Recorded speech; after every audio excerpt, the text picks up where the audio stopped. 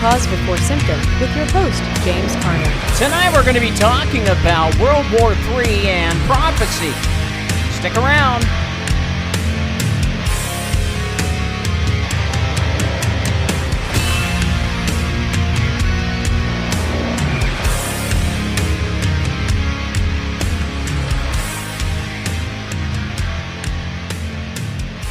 Welcome to Cause Before Symptom. I'm your host, James Carner. Tonight is September 26, 2024. 9 p.m. Pacific Standard Time. Here we are live in the studio, getting ready to talk about World War III. And everyone's freaking out, thinking that Russia, since they changed up their policies, are going to launch a nuke because of the aggression that Ukraine has given them. Well, we're going to go through that and also take a look at what the Bible has to say about that, prophecy, etc. And that's pretty much it. How are you guys doing? Are you doing all right? Today I had a really long day struggling with my son. He suffers from self-injurious behavior, and we are trying something new on him, and it's been the third day that we've been using it. It is a product from a company called LifeWave. I'm not sure if you guys have ever heard of it before, but apparently what it does is it's a patch you put on acupuncture parts of your body, and it's made to train your own cells to create stem cells. So I don't know. We're going to try it for a month or two and see how it works. Again, we try everything we possibly can. We always have. And we've spent thousands of dollars on different types of things. Everything you could think of, we have tried. I've even driven my son to Texas to see a autistic specialist about the inflammation on the brain and the stomach to brain gut barrier information. And this is why I also created Elite Potion. One of the reasons anyway. One, to get all the chemtrailing out of our bodies. And two, to remove the parasites that lead to cancer. Yes, it is true. If parasites do not get dissolved by our stomachs, which they should be doing,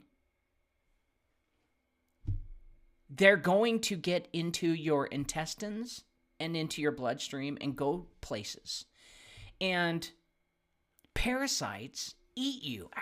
They eat part of your body. And then they poop and pee out bacteria that causes cancer.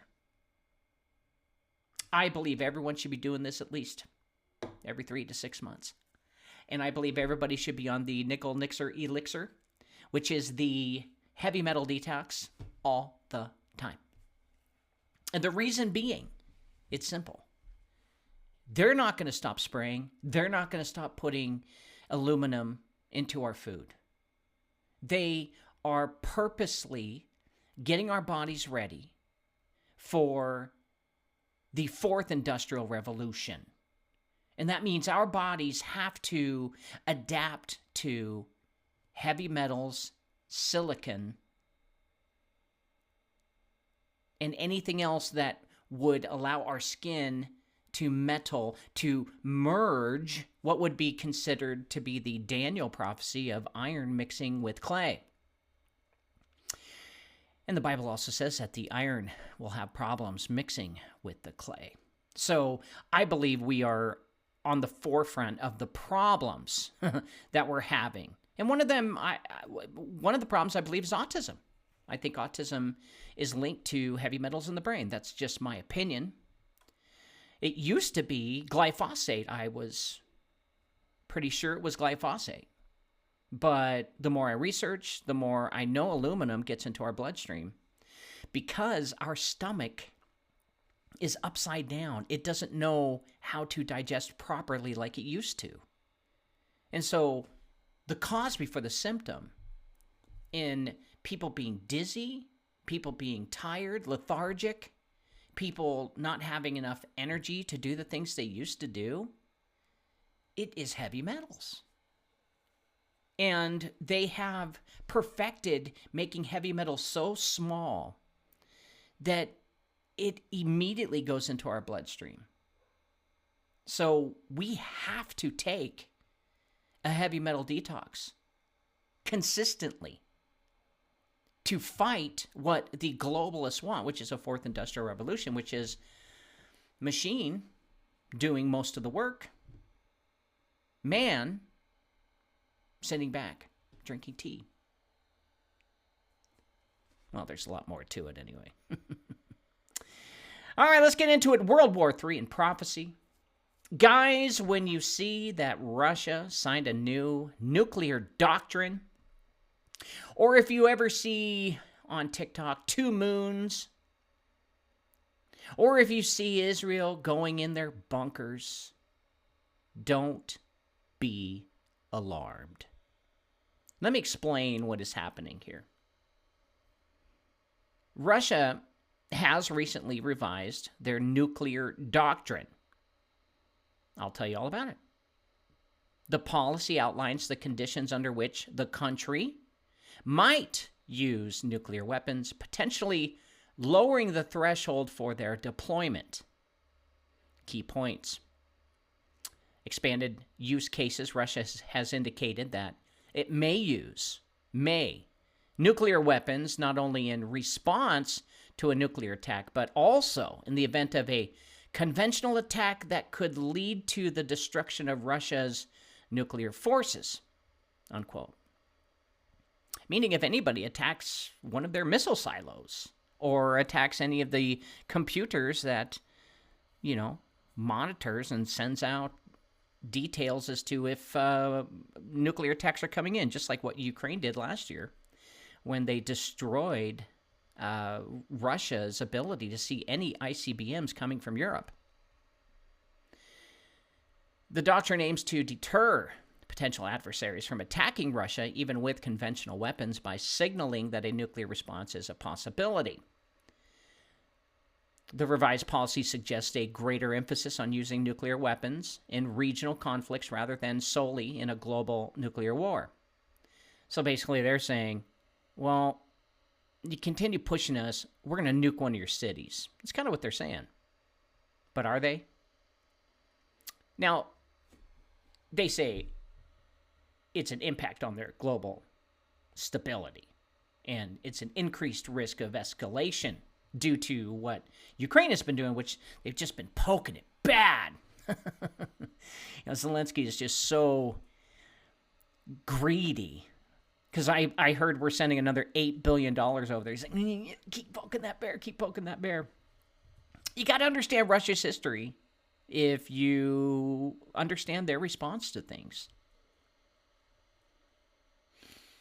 And these are implications for NATO and the allies of NATO, basically saying, hey, quit it. We're getting pissed. That's what they're saying. The new doctrine has raised concerns among international observers, as it could lower the threshold for nuclear use, increasing the risk of accidental or intentional escalation. The revised policy could undermine global stability and increase tensions between Russia and other nuclear powers. And the new doctrine has prompted NATO and other Western allies to reassess their own nuclear deterrence strategies and consider potential responses. It's important to note that the specific details of the revised doctrine are still being analyzed by experts and debated by experts. The implications of this policy shift for global security and the ongoing conflict in Ukraine remain a subject of ongoing discussion. Okay, so think about this. War brings bankruptcy. Simple. Nukes bring mutually assured destruction. Got it?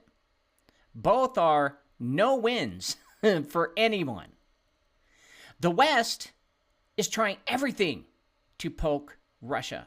And the only reason is they're broke.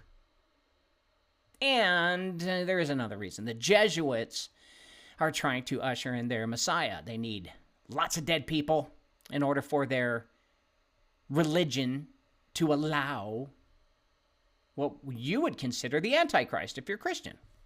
But they're hell-bent on ruling the world, which they already do, the Jesuits.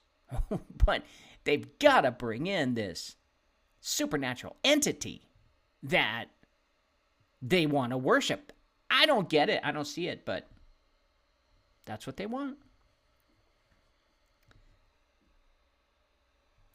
They won't go overboard, however. You see, Ukraine has pretty much done everything they possibly could. And Zelensky is here because he's out of ideas, okay? Out of legal ideas to poke Russia. Meaning there are certain treaties that have been signed between all countries that if you are to declare war, this is the line that's being drawn. And Ukraine has been using attorneys and think tanks to figure out how to get Russia to declare war on them. That's what they want. It has nothing to do with Russia wanting to destroy Ukraine. In fact, it's the opposite. Russia would love to have Ukraine back to its original state of where it was not too long ago, a part of Mother Russia. And Ukraine just so happens to be a big part of money for Russia as well, because they produce a lot of wheat, and they're right on the border of the sea. And Russia would rather ship products and receive products a little bit more south than they would have to way up north, which is a pain in the ass for them. And that's pretty much the real reasons why we're seeing this. There are many more, but those are the really big ones. And Russia knows this. Russia most likely will take the punches. Why? It's because that's how Russia has always operated. That's who they are. They are a defense country. They're not an offense country. Now, it always appears to be, because that's what the media wants you to think. But every time when Russia goes on the offense, it's because they're bringing their people back home to them. That's it. Russia has never decided they want to rule the world. Never have. Never will. And it's not even it doesn't even say they will rule the world in the Bible. So Russia knows this. And they know the Jesuits are trying to open up the gates of hell. I mean, can we just be honest here? Isn't that really what's going on from a Christian perspective? They're trying to open up the gates of hell and push for Armageddon and stand up to Jesus. But boy, they're so far off. There's still time. And they will achieve this through CERN. That's just my opinion. I think CERN, when you fire protons at each other at the speed of light, you can open up the veil. But right now, CERN just opens up a little tiny bit. Just a little pinprick into the veil. It's just not enough to get people through. Or spirits through. But here's another thing. Once they get through, are they going to be able to last? I have no idea. But they're going to use CERN somehow. Some way. It's the level up towards opening up the gates of hell. Now, I have said on my podcast in the past that I believe that CERN is like a pickpocket for a lock. And it's a tool to open up the gates of hell and bypass Jesus because he's the one that has the keys to death and hell. Again, these are from this is the Christian standpoint, and that's where I come from. Nothing wrong with whatever anybody else and their opinions. This is just how I present things, and it's what I believe at this time. My opinions can change. My data can change depending on information that I come into that I have verified that is real. Now, the people at CERN, have already budgeted and started building the next Hadron Collider. It's supposed to be 3 times as big. It will not be completed until the year 2050. So, why are we trying to poke the bear when we're trying to build CERN? Can't build it when you're at World War. So, let's be real here. Are Russia and NATO working together behind closed doors and doing this on purpose to keep us in fear? I believe the latter. Putin is rumored to be controlled by the Jesuits. I've seen him wear the red Jesuit bracelet. Is it true or not? I don't know. It could be photoshopped. But his actions sure speak like he is being controlled by the Jesuits. Especially with them continuing to allow Ukraine to launch missiles over into their cities. But they're being very patient. Why? Russia does have sophisticated technology that can knock any missile out that goes across the border. So Russia's allowing it. Don't think they're not. Exactly just like when Israel, on their September 11th, October, whatever, who cares, when they accidentally left the Iron Dome down so they could be hit and have a reason to go to war on Gaza.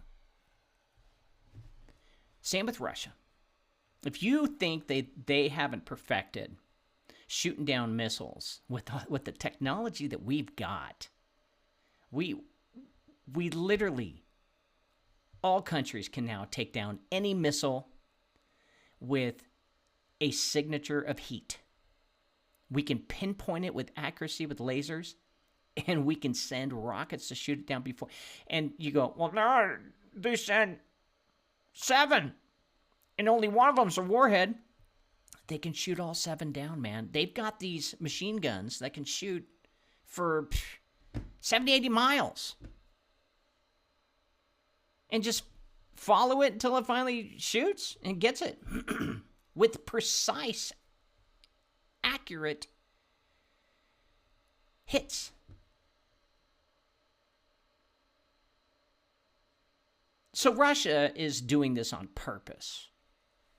They're controlled by the Jesuits. In fact, I've argued this before, that World War I was the last great chance at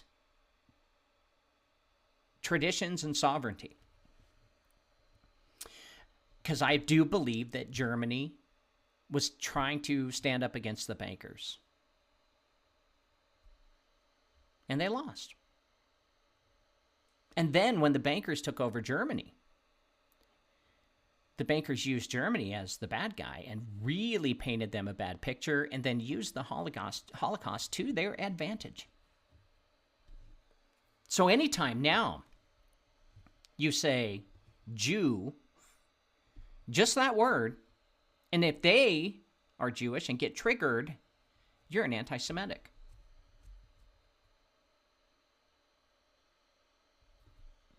pretty damn smart, in my opinion.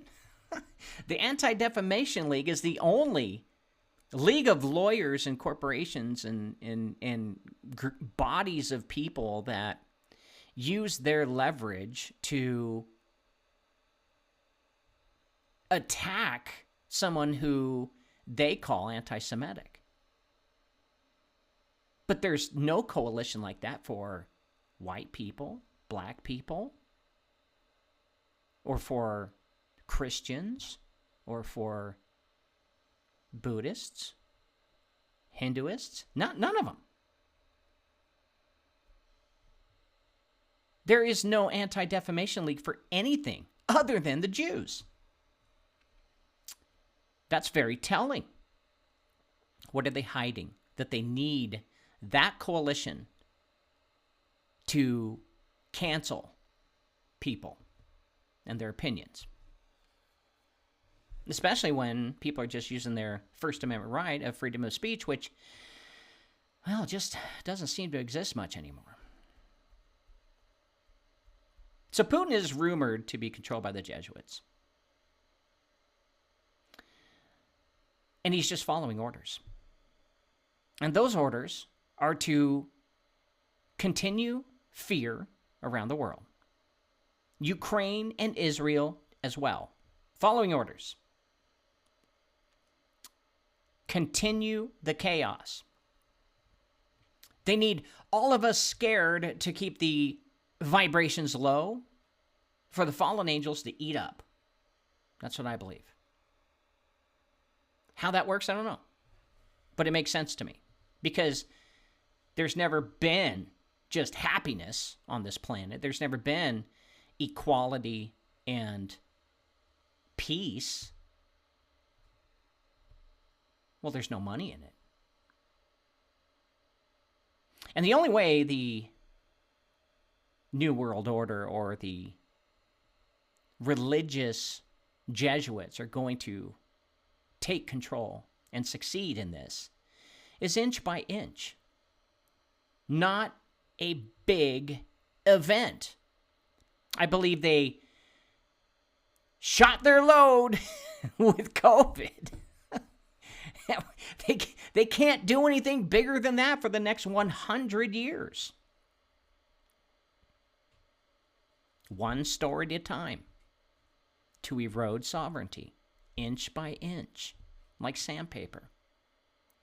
Russia does have a choice, however, if the Jesuits push too hard. You don't think that Putin can easily recant his agreement with them, even if they have blackmail on him? And the Jesuits know this. In fact, Putin has regained extreme power, enough to recant and continue on Russia separately, doing their own thing. Russia has built enough infrastructure inside to close all borders and live outside of the New World Order just fine. So I don't think what Putin has is just blackmail.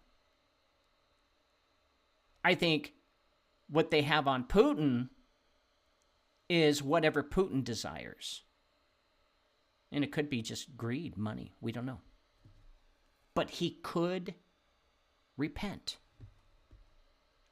And that would leave the New World Order in jeopardy. And the Jesuits know this. It's their biggest fear. Russia has always been a thorn in the side of the Jesuits, as we understood from the learned elders of Zion and their protocols. World War III actually started long ago, but it started with corporations instead of countries. Companies are now large enough to be their own banks. Companies have been collecting data and building a surveillance platform worldwide for quite some time. And companies have been doing these cyber attacks on each other. Companies are now bigger than countries. Look at Apple. Look at BlackRock. You see, there is no need for war other than depopulation. And we know that's important to the elite. If a war should happen, World War III, it will most definitely not involve nuclear weapons.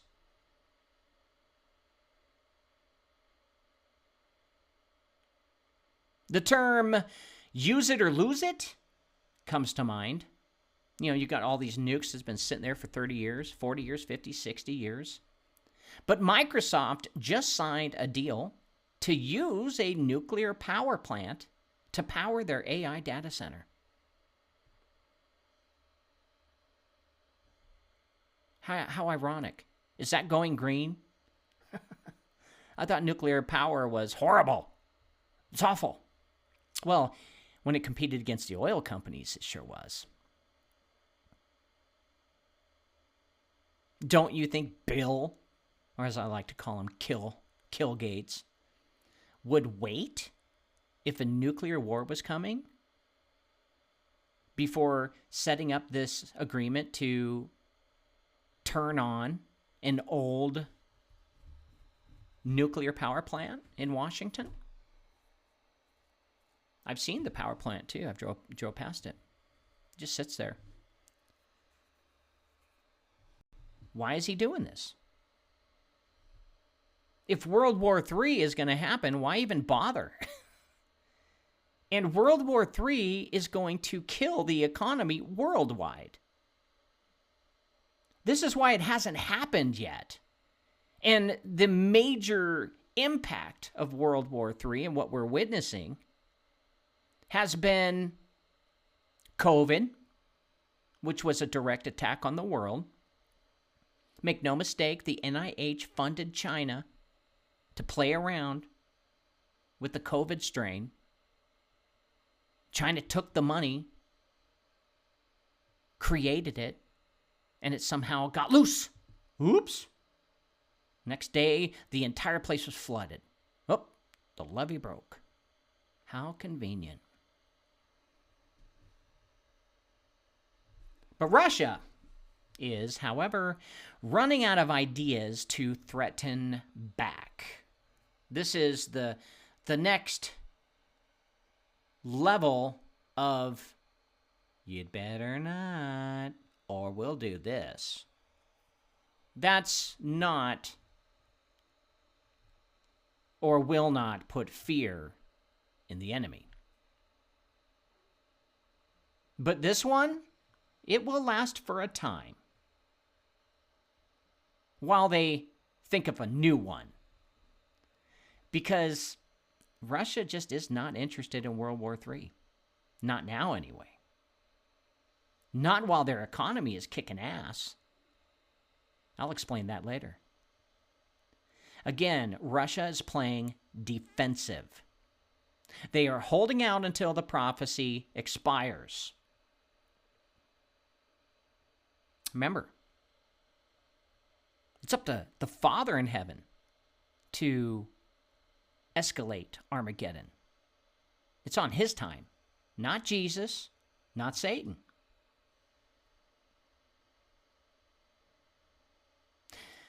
The spear of destiny may just go back to the Breakspear family and not in the hands of Trump, as the Jesuits want. That is the scepter that will be passed to the Antichrist. It makes sense, doesn't it? The spear of Longinus, the spear that pierced the side of Jesus to make sure he was dead. That thing has so much significance and power to those that hate Jesus. And it would be fitting for the Antichrist to hold it. Kind of a way of saying, we killed you.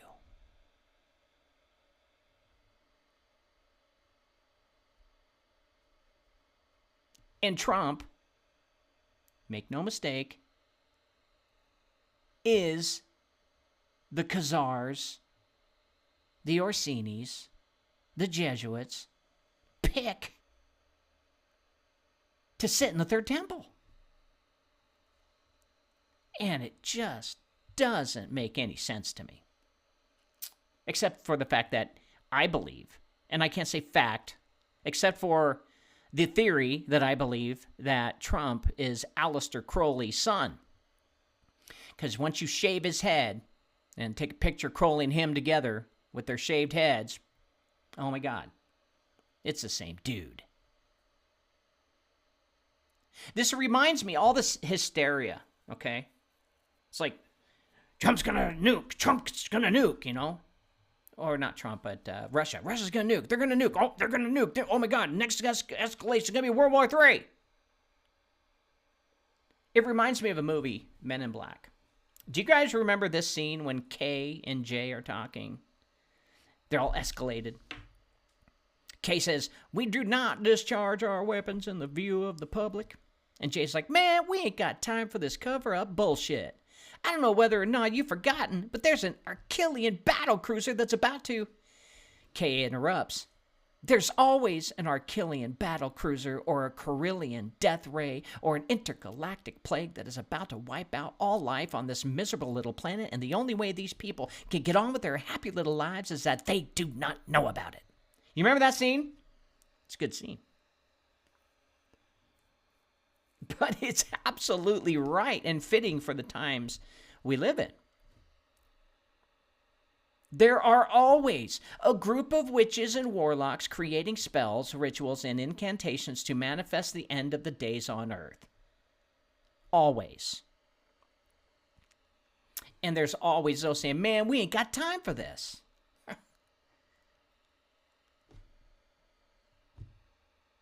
Always. And they continue to keep their secret because anything secret, it most likely is or leads to evil intentions. And that's why President Kennedy was trying to tell the press at that speech that got him shot. He was trying to warn about the protocols of the learned elders of Zion and how secret societies should be wiped out. And that the media right now, back then in the 60s, was bought and paid for by, you could call them the Illuminati, you can call them the learned elders of Zion, you could call them the Satanists or Luciferians or Jesuits or whatever. They're the bad guys.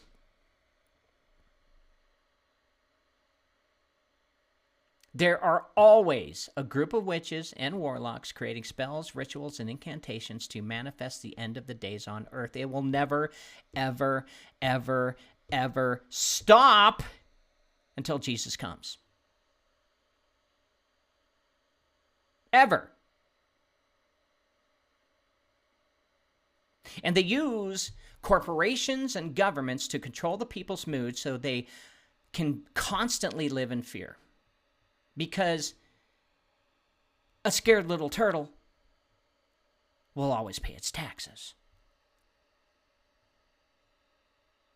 They need something to give you the word safety, and you offer money for it.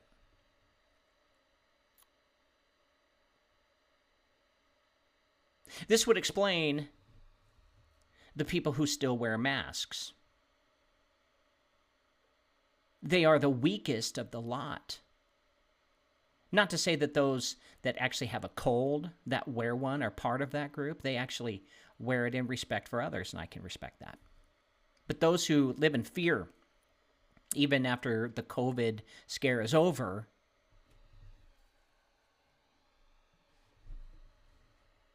they're the number one taxpayers. Those are the ones who will not skip a bill. Those are the ones who bought into the, we're going to keep you safe, just got to pay a little bit more in taxes. Every 100 years, guys, the stars align and they try to raise the Antichrist spirit every 100 years. They do it. Every 100 years. There is an Antichrist that's born and ready to go, ready to take the spirit of Satan and start every 100 years. They have an Antichrist on the scene ready to go.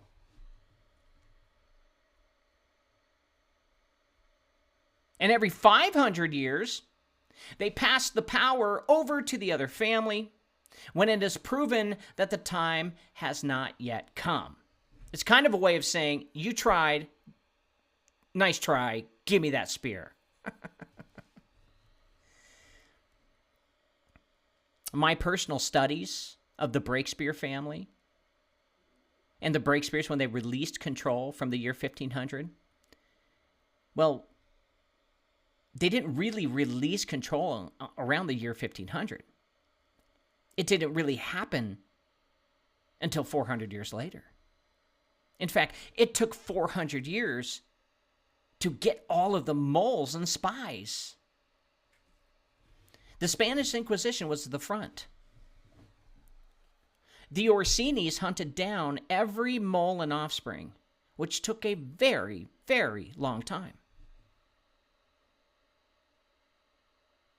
Some argue the Spanish Inquisition lasted up until the year 1913. There could have been just one old dude that had to die before the Breakspear family finally gave in and gave the spear of Longitus over to the Orsinis.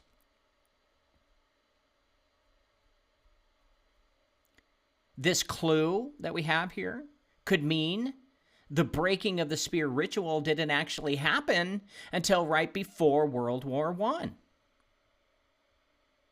If this is accurate, which is just a theory, the Orsinis have been truly in control for just a little over 100 years, and that's it.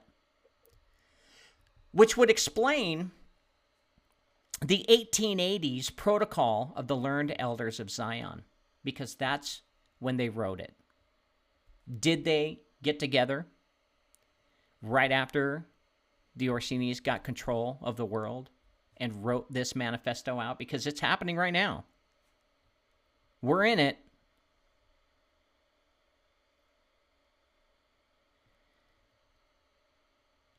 This could mean the Breakspears will be trying for the spear again.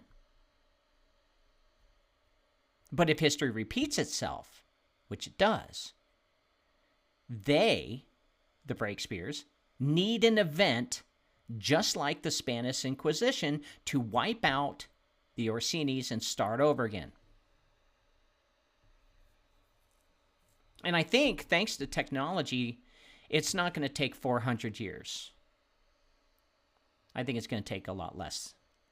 I don't know how less, but less to wipe them all out, and then the Orsinis finally give up.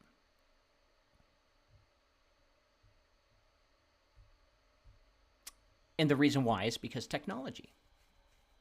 We now, we can find you even if you're in a cave. We've got such sophisticated technology. The only way you're going to get out of being seen by this world is through prayer and supernatural entities. That's it. And perhaps Donald J. Trump is the Orsini's desperate attempt to hold on to the progressive democratic power by faking the Messiah using Crowley's kid. As I have made a video about before, as I was claiming that Donald is the seed of Alistair, because they look alike. And he was born, Donald, a year after, Donald was a year old when Aleister Crowley died. So it could have happened. Sorry, I have this like little hair that is wrapping around. Just get me that one place. I need to cut it. It's bugging the crap out of me. Anyway.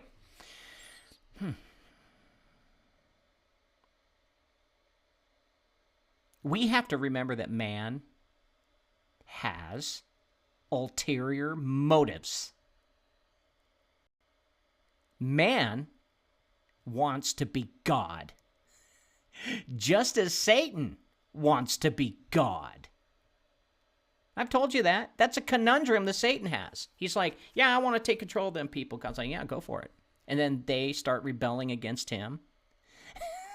It's the ultimate conundrum. It's like, oh my God, why don't they love me? God's like, because you're a dick.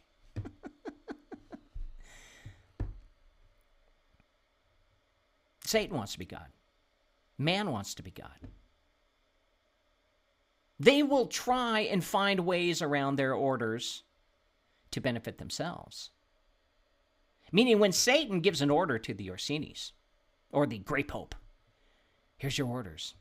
Go do this. The Orsinis are going to examine the orders and make sure it really does benefit them. Even if Satan wants the Breakspears to be in charge. You see, free will's a bitch.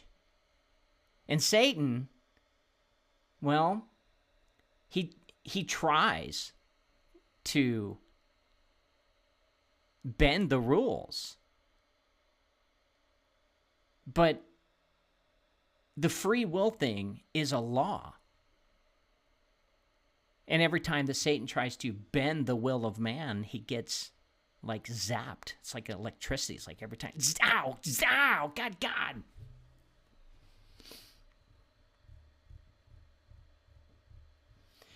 Amanda says, prayers for my family and everyone in the path of the hurricane that's coming. Supposedly going to be 70 to 80 mile per hour winds tonight. Amanda, prayers are out to you. Father, I pray for all of those who are in danger. Protect them in the mighty name of Jesus. There you have it. Guys, don't forget to pray for Amanda and her family. You guys will be just fine. Once those storms hit land, they die out quickly.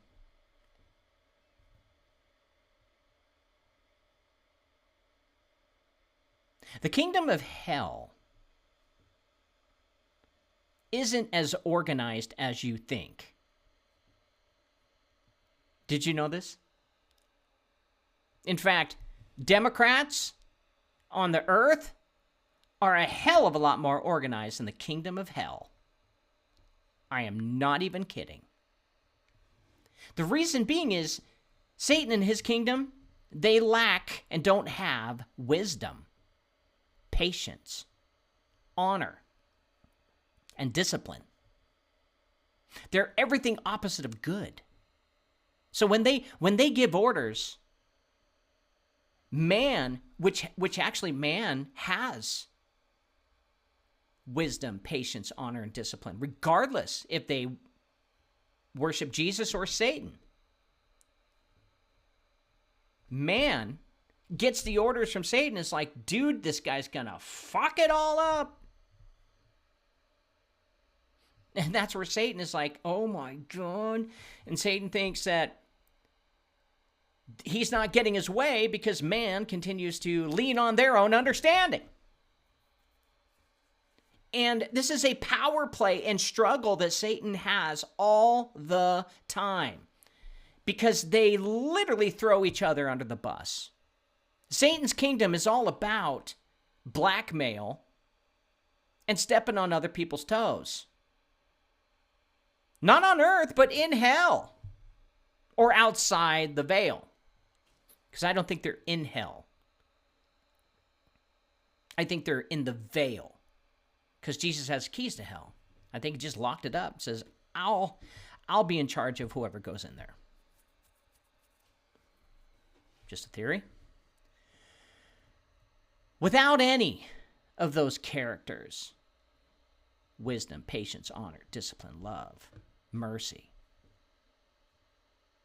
following orders without doing things your way is pretty hard to achieve. And maybe a lot of you really think that when Satan gives his orders, everyone's like, blah, blah, blah, blah, blah, blah, blah, and then they go do it. No. They get their think tanks involved, and they analyze and interpret what Satan is trying to achieve, and then they do it their way. Now, here's the thing. Satan cannot kill man. He used to. Before Jesus took the keys of death and hell, Satan used to be able to wipe out a man with his fingers. Just snap his fingers and you turn to ash. He had that power. And if you weren't a part of Abraham's seed, you would go to hell instead of the paradise, which was in hell. The Bible talks about there was a great divide between both paradise and Hades.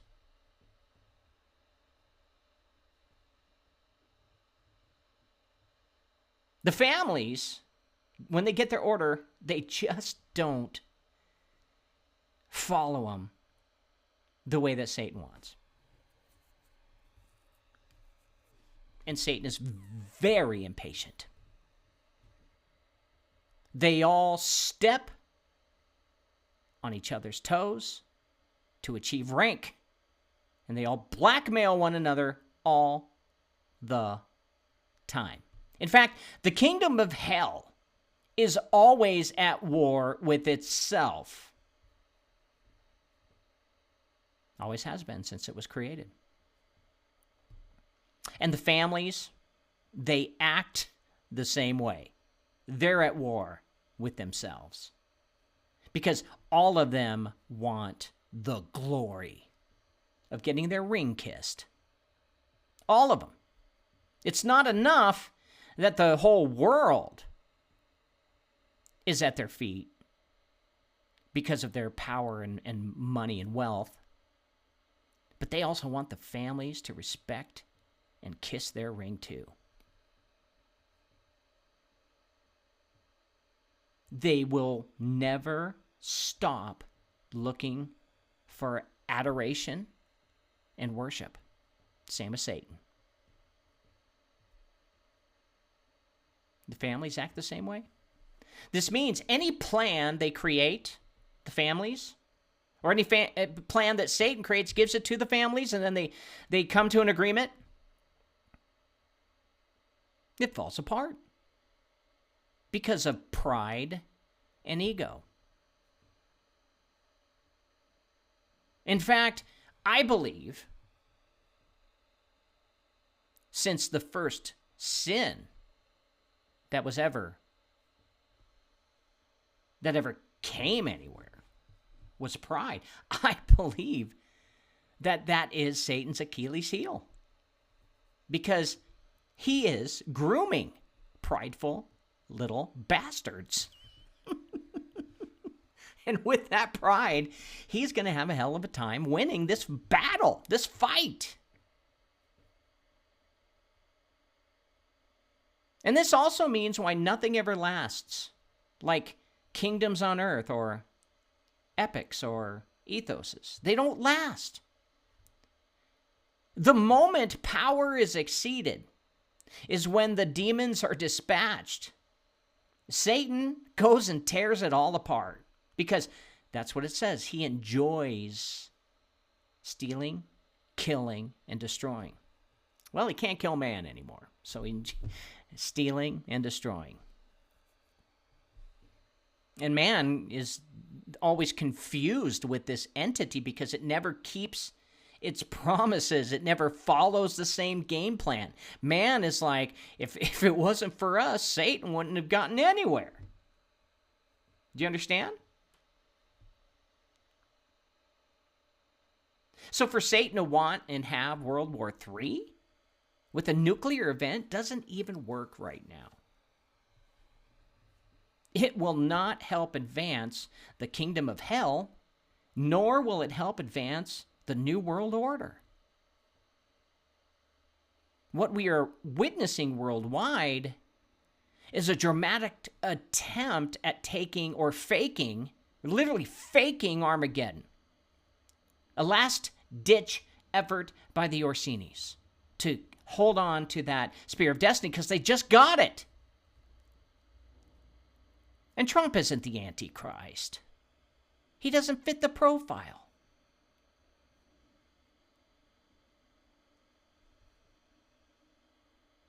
My report last night details the reason why Jesus will not return for another 120 years. My research indicates the moment Satan started changing our DNA again, we have 120 years left to get into the ark. And the new ark is accepting Jesus and getting the Holy Ghost inside your temple ASAP. So you can avoid all of this crap.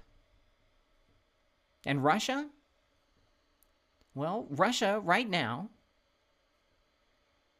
are not panicking and are not worried. And I can prove it to you. Go to Instagram and type Russia. You'll see it's in turmoil. But go to TikTok and type Russia. Or to narrow the search down, type Russia people. You will see all kinds of posts just like America is. Everyone's walking around eating ice cream, playing, swimming, water skiing, traveling, walking around without any issues, grocery shopping, doing fun activities. But the propaganda we have here in America is absolutely amazing because the media has painted a picture of Russia still in the communist style like Cuba. And this couldn't be further from the truth. This war isn't even acting the way a normal war acts. There's nobody on the front line shooting at each other. They're a mile apart, chucking missiles and sending drones. That's it. Nobody's getting shot by bullets.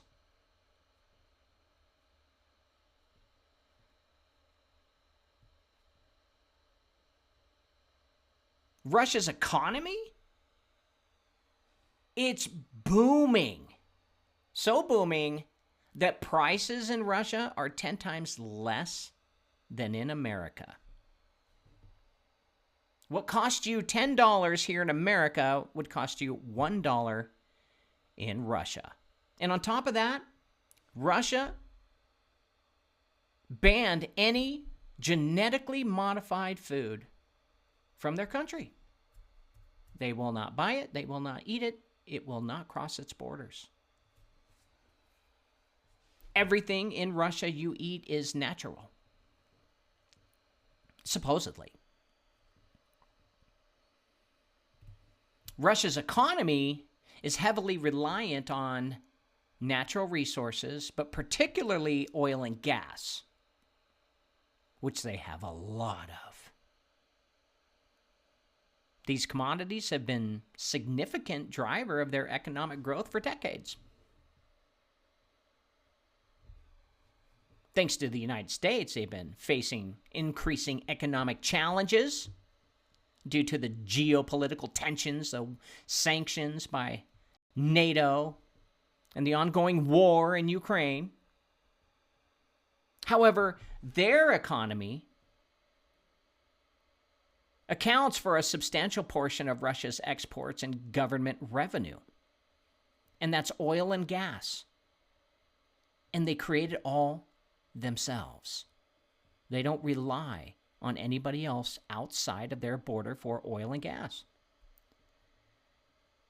Since it's state-controlled, the government plays a role in the economy, owning and controlling many key industries, meaning law and order. There are systems in place to keep things even keel. They are, however, vulnerable to global events like fluctuations in global commodity prices and geopolitical events. They could, if the world goes into a depression, Russia could be affected, but not by much.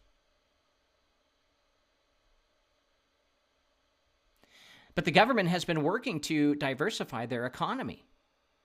Even though progress has been slow, it's cheaper to live in Russia than it does here, and you actually get more out of it. Believe it or not, many Americans are fleeing to Russia. Now, the Western sanctions, yeah, it's put a little dent in their money making from selling oil to other countries and buying oil from other countries. The imposition of Western sanctions in response to Russia's actions in Ukraine has had a significant impact on their economy, but not by much. These sanctions have limited Russia's access to international finance and technology. Well, whoop-de-doo. Remember, they don't have a loan with the International Monetary Fund. China does, but not Russia. I thought I saw something fly past me. Weird. And the war on Ukraine? Well, the ongoing conflict has placed a strain on the economy with increased military spending and disruptions to trade. Sure. But the people? Go look at the people. Look at how they're acting. Look at what they're posting. They're acting just like America. Oh, and the homeless in Russia? There is no homeless problem in Russia. That should give you pause. Despite these challenges, Russia has demonstrated a degree of economic resilience with its currency, the ruble, showing relative stability, unlike America. And the long-term outlook for Russia remains uncertain. We don't know. But much of it's depending on the resolution of geopolitical tensions and the success of its diversification efforts. So we'll see. Basically, Ukraine will run out of money. It's like they're using machine guns to fire at a storm wall, like the nuclear storm wall that they use to close up bunkers. And they're using machine guns, and they're firing at this wall, and they're barely even putting a dent. I mean, there's dents, but they can't seem to get past a foot into this door that is their way into Russia. That's the best way I can explain Ukraine and their ability to take down Russia, because they never, ever will. And it's because Russia has and had enough finances over the years, thanks to Putin, believe it or not, to invest in their own infrastructure and their own technology.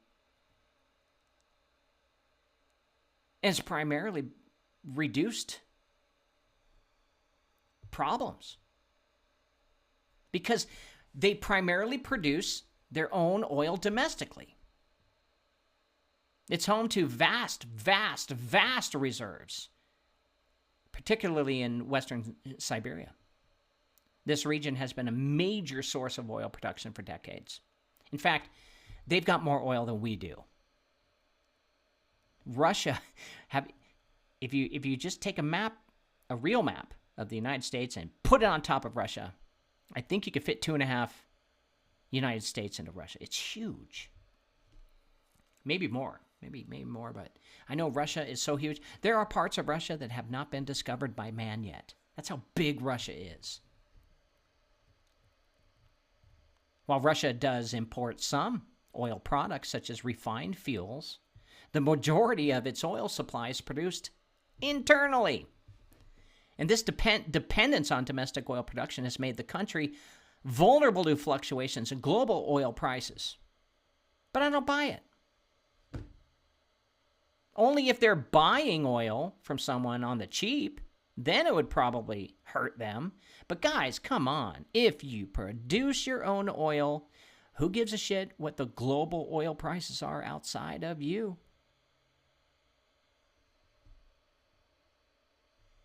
In fact, Russia has its own Google called Yandex.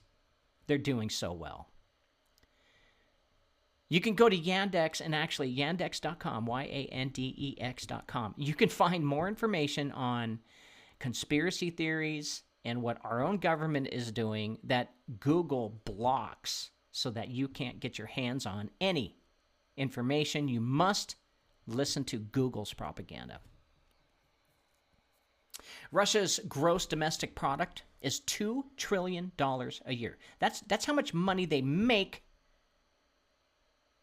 from everything they do. And Russia only owes $206 billion. Good God. Isn't that how much money they put into Ukraine? Russia owes that. That's it. That's not a lot of money, guys. They make $2 trillion. They only owe $206 billion. You know what that means? Think about it. We make $28 trillion. We owe $35 trillion. There's a big difference. Russia doesn't owe very much. This means they have more than enough to invest back into their country. So don't be fooled as Putin is just as rotten as the rest of the world leaders, but they can take care of themselves. And I really do hope that Putin decides to cut his Jesuit wristband and just get out of the global competition. It would make our lives much better. But unfortunately, I don't think they can, because NATO will just continue attacking them and attacking and attacking and attacking until finally Russia caves in.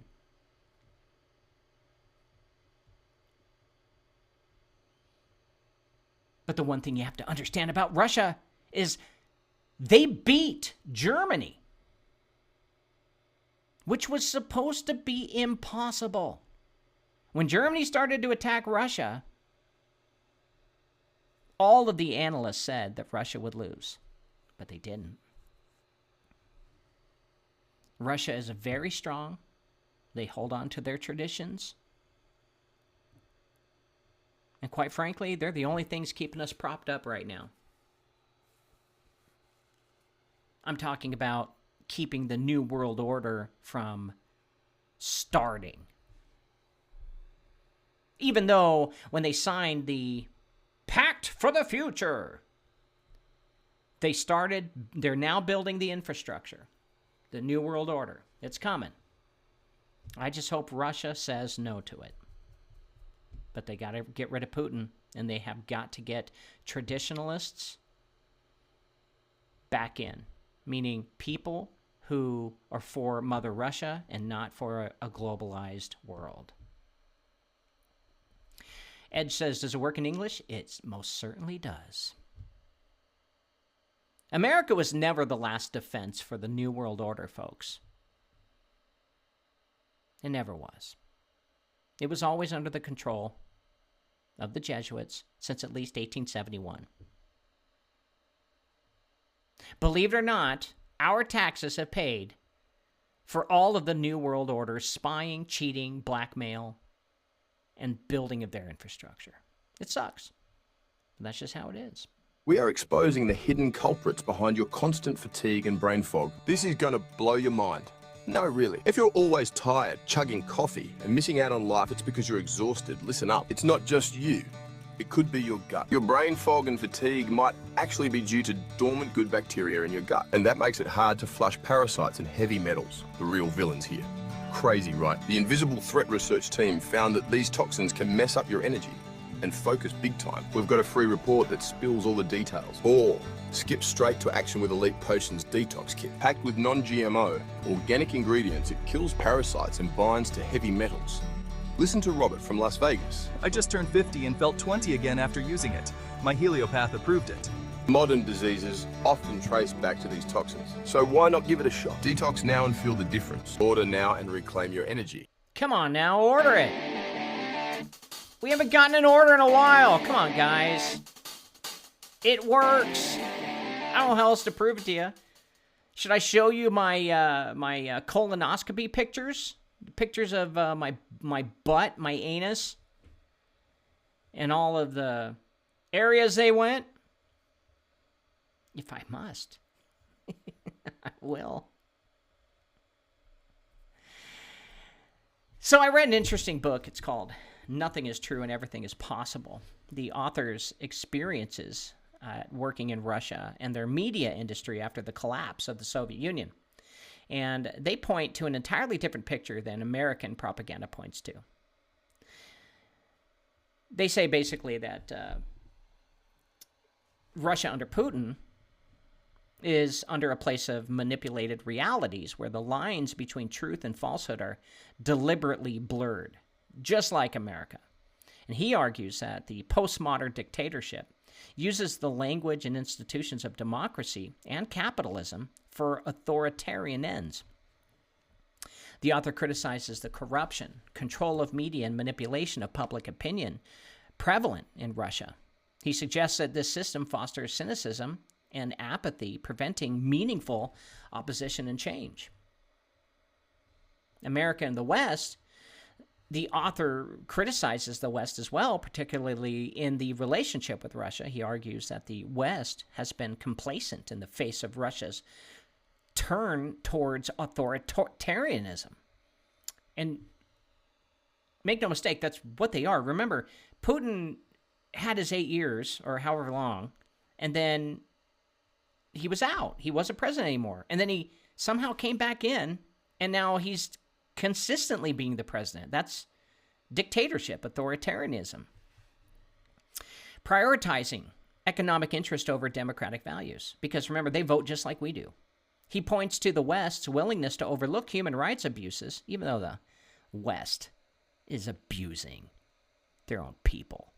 They come on, they experiment on us.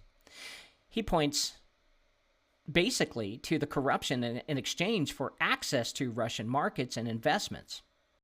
Like, I don't know, who's the president whose son sits on the board of directors of energy in Russia? You know, and the Ukraine, and in China. Whatever happened to that kid? I hope he can find some crack. The author suggests that this approach of how the West treats Russia undermines the West's moral authority and strengthens the Kremlin's grip on power. Ultimately, the book can be seen as a cautionary tale about the dangers of both unbridled authoritarianism and the complacent, self-serving West, which we are. The author doesn't offer any easy solutions or take sides, but presents a complex and nuanced view of the interplay between these two forces. But in order to understand the time we live in, and if Russia is really Gog of the Bible, and Russia will be part of World War III, and Russia will, with China, circle around Israel and attack it, well, we need to understand a few things about the Bible. We need to understand a few things about Revelation. The figure of Gog, often associated with Russia, appears in the book Ezekiel, chapters 38 through 39, and is mentioned again in Revelations 27 through 9.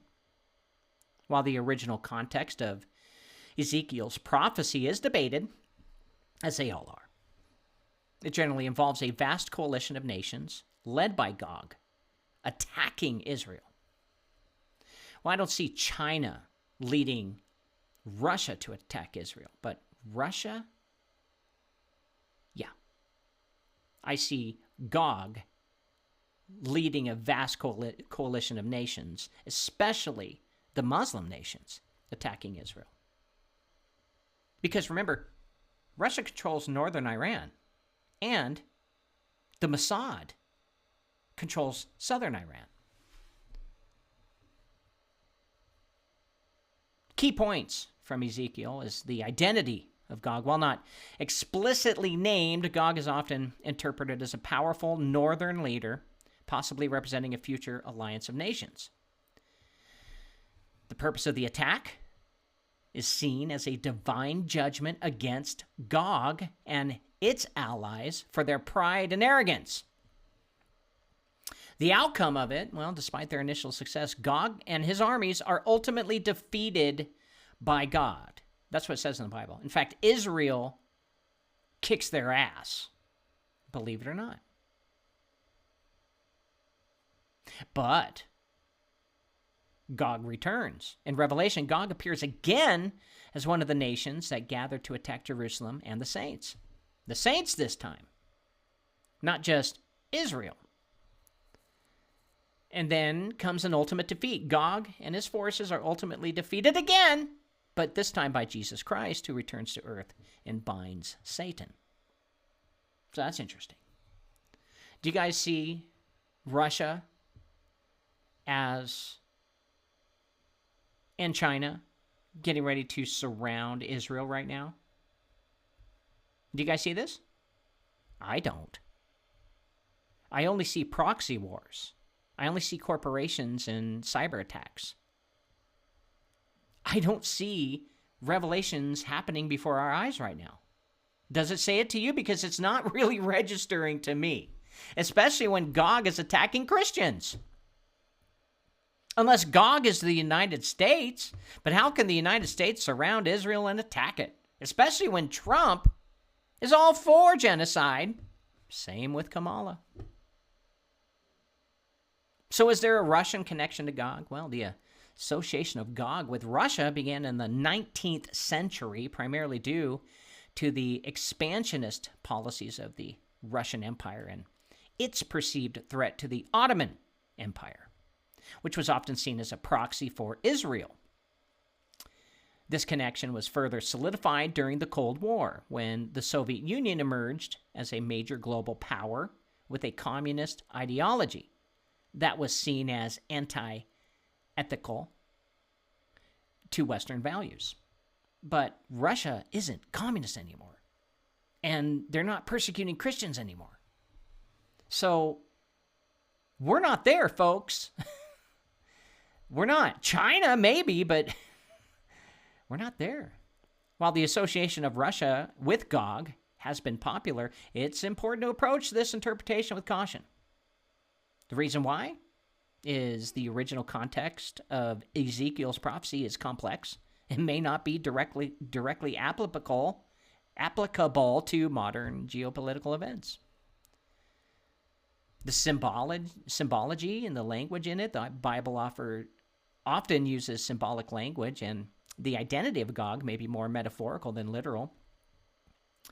And there are multiple interpretations, various interpretations of Gog, and all of them associated with Russia. In fact, many people actually say that the Gog-Magog war already happened. It's done. It's over with. And there is also the talk about change of geopolitical landscape. That would be significant since the Cold War, and it's unclear whether Russia still fits the profile of Gog as described in the Bible, which I don't think they do. Is there any relevance to today and Russia? Well, the idea of Russia and Gog still resonates with a lot of people. The biblical text does not provide a clear or definitive answer. The relevance of the Gog prophecy to contemporary events depends on one's interpretation of the text and their understanding of current geopolitical trends. It's more likely that Gog prophecy serves as a cautionary tale about the dangers of pride, arrogance, and aggression. I would agree. Does Russia actually act like they have pride, arrogance, and aggression, or is that America? I would say Israel and America are acting like Gog right now. It also could be seen as a reminder of God's ultimate sovereignty and his ability to intervene in human affairs. But I think it's a major clue that, I'm sorry, but I don't see Russia as Gog. The association with Russia and Gog in the Bible is complex, and it's a debated topic. Nobody can come to any agreement here, especially during these times where Russia is not communist anymore. There are historical and theological reasons to support this connection, and you got to approach that carefully. Consider the limitations. But the relevance of Gog to contemporary events is ultimately a matter of interpretation and faith. Many people really believe Russia and China are going to surround Israel right now, and World War III is going to start. Well, Ezekiel 38-39 says the prophecy of Gog and Magog, often interpreted as future invasion of Israel. Who's going to invade Israel? It's not going to be Russia. It's the surrounding nations that's looking like it. But have they invaded? No. Also, Revelation 27-9, a similar prophecy of a final battle against the forces of evil already happened. Some analyze it that way. Historically, many religions and commentators have associated Russia with Gog of these prophecies, and they do perceive that Israel is a threat to Russia. Well, it's all about oil, but it's not lining up. There are rising tensions, of course. There are nuclear threats, of course. There are religious nationalisms that are starting to happen. Coming out of Russia, there's actually nationalists, Christian nationalists, with an anti-Western sentiment, which could fuel a sense of a divine mission. But it's not enough to pinpoint and look at Russia and say they're the aggressor, because the Bible it says that they're the aggressor, and everyone will know it. And the media, just because the media says it, doesn't mean it's true. And Russia is not acting like the aggressor. They'd be attacking other countries too. And this war has gone on long enough. The front line barely moves an inch. Russia gains, of course, but it doesn't gain much. It's not your typical war. They haven't sent their own army in. It's been by proxy. It's by Russian volunteers and paid people to go on the front line. And believe me, out of 10 Russians and 10 Ukrainians, 9 Ukrainians die and 1 Russian dies. There's your data. Now, there could be a hypothetical narrative with divine judgment. God could allow Russia to rise as a dominant power and get cocky in order to bring about a final reckoning with evil. Basically saying, Russia's Christian now, so we're going to go after Israel because we know it's not. It could happen, but it's not happening right now, folks. Gog's invasion, Russia, led by a charismatic and ruthless leader, could initiate a massive attack on Israel and its allies. But we don't see any of these charismatic leaders, and Russia loves the Jews. Trump loves the Jews. Global conflict could escalate, drawing in other nations and leading to a devastating world war. Well, I don't see it happening, do you? Or divine intervention. At the height of the conflict, God intervenes, miraculously defeating Russia and its allies, which I don't see happening because Russia isn't invading anywhere. Russia actually in Ukraine is defending itself. Ukraine is the one who started the war. And the New World Order, the war's aftermath leads to a period of peace and prosperity as humanity is united under God's rule. But that ain't gonna happen right now. So this would be the most likely scenario. But Russia isn't angry at Israel, nor seems to be ready to support Iran in a war against it. Even though Russia controls northern Iran and Israel controls southern Iran, this is on purpose. This is the divide and conquer strategy. This is the control your enemies solution. See, Iran is the boogeyman, and all of the Illuminati or Jesuits came out of Iran. That's their hometown. That's where their daddy came from. So believe it or not, Iran is just as important as Israel to these Jesuits. And they're using Iran and using Israel to start a holy war, when the Bible says nothing's lining up right now. Not to mention, it's an election year, right? The New World Order is complete already. We know this. Russia's in on it, right? So far.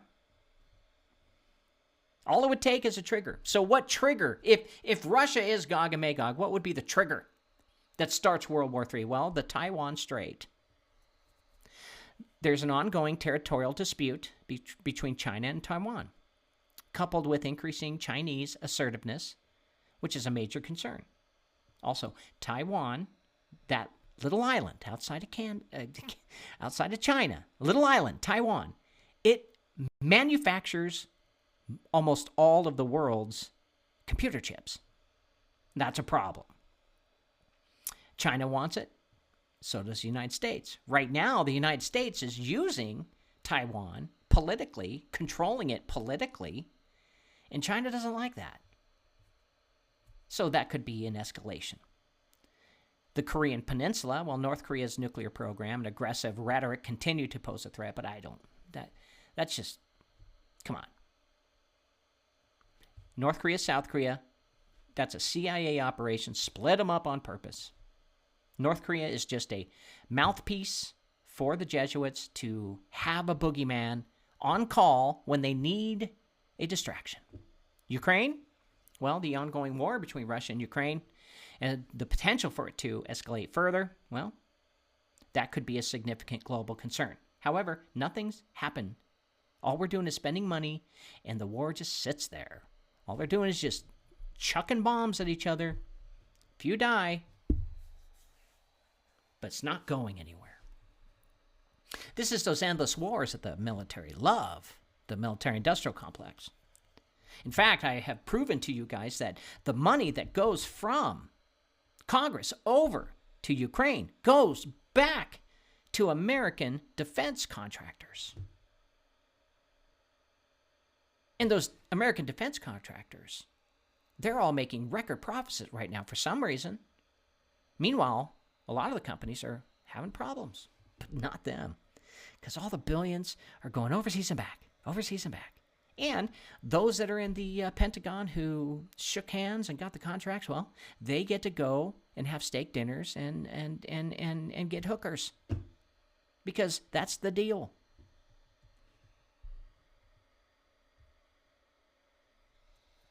The ideological and political differences here. There's a great power rivalry happening. There's a competition between major powers like the United States, China, and Russia, particularly over economic and military dominance, and that could escalate. Sure. I don't see it happening. Cyber warfare, yeah. The increase of cyber warfare is a tool of the state power, which could lead to miscalculations and unintended consequences. That could lead to something, but well, it hasn't hurt anybody yet. We've been under cyber attack for a long time, guys. You just don't see it because, well, we've got teams of hackers who hack back. And we have fail-safes and backups, and we've been okay through it. And climate change, of course, impacts such as resource scarcity and extreme weather events like the hurricane that's heading towards Amanda right now. That could exacerbate existing tensions and conflicts, but I doubt it. Which could lead to an accidental escalation. But remember, they need to de-escalate by using escalation. So they're going to de-escalate by using escalation, which could cause an accidental escalation. But their mistakes in judgment and miscommunications between military leaders could lead to an unintentional conflict. Nuclear accident or terrorism could lead to it. But cyber warfare seems to be the one that's been going on and the most common for quite some time. All problems in the West with power outages and weather issues have been the East hacking our infrastructure. Nobody knows it. The media won't talk about it either because that'll just screw things up. But regardless of all this tension, the timing isn't right for World War III. I hope I outlined it to you. I hope I gave you a sense of understanding. It doesn't really seem to be the good time right now. Trump has planned to win this election. And he's going to start setting up Israel to be the thorn in the side of everyone else. I believe the Gog and Magog will probably most likely be those two countries, yes, in the future though, where Russia's going to be Christianized. China, I don't think so, but still, Russia is going to maybe be the ones that expose the Zionists for what they are. We don't know. But Israel, it says that Israel is controlled by God's people and God. So if the Rothschilds are controlling Israel, well, it's not the Rothschilds, but the Jesuits, how can they be God's people and how could they win this whole thing? It doesn't make any sense. We're just not there. So there's holes in this story, and they're not lining up the way that they should for me to be concerned about World War III. In fact, I've got 2 big water containers ready to go to fill up when I know shit's hitting the fan. When I come on this show and I say I'm filling up my water containers, that's when you should start to get ready. But I don't see it happening.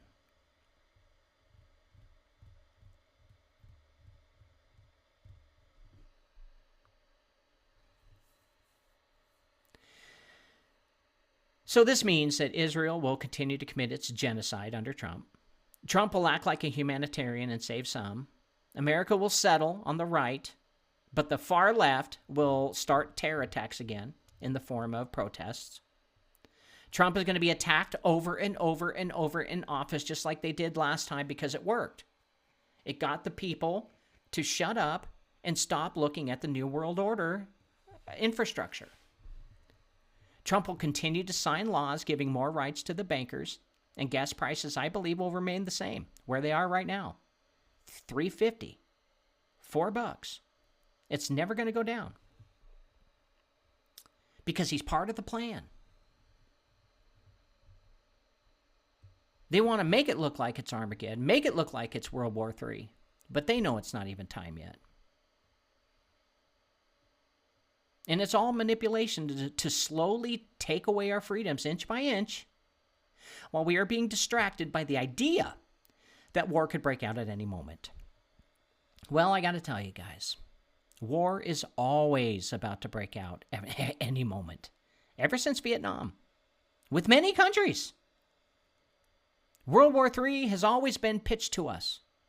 The doomsday clock, too, is just a distraction. They keep moving it, but it hasn't hit the midnight sign yet. And every time they move, it's like it's a half second closer to, yeah. It's all lies. As every country is in on this whole thing. Unless Russia decides they're done playing New World Order. But they have to make it look like it naturally occurred. Meaning World War III, that everything just escalated and it was a freak accident. None of this that we see today looks natural to me. It feels and looks forced to me. But I am a part of a small percentage that actually sees it. You know, like you guys. The 34 that have remained here for the past hour and a half. And the 2 moons? Because remember, everyone's freaking out right now because there's 2 moons.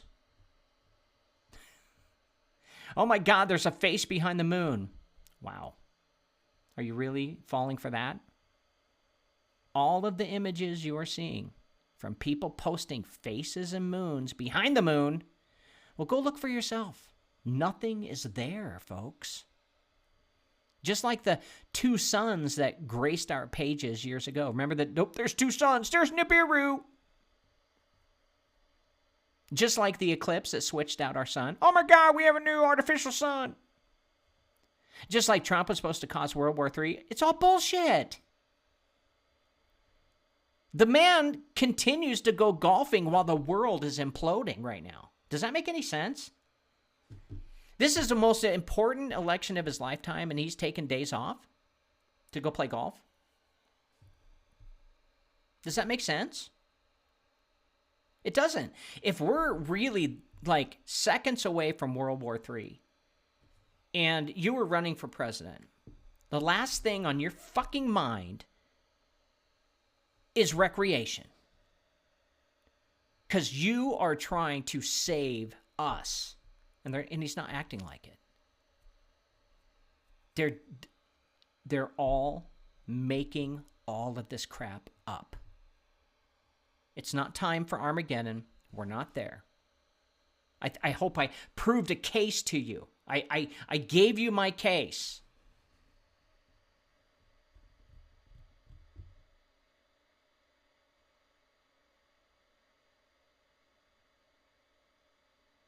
I mean, we're at the precipice of World War III, and most of the leaders worldwide are taking vacations, enjoying themselves, going on yachts, ski trips, basking in the artificial sun.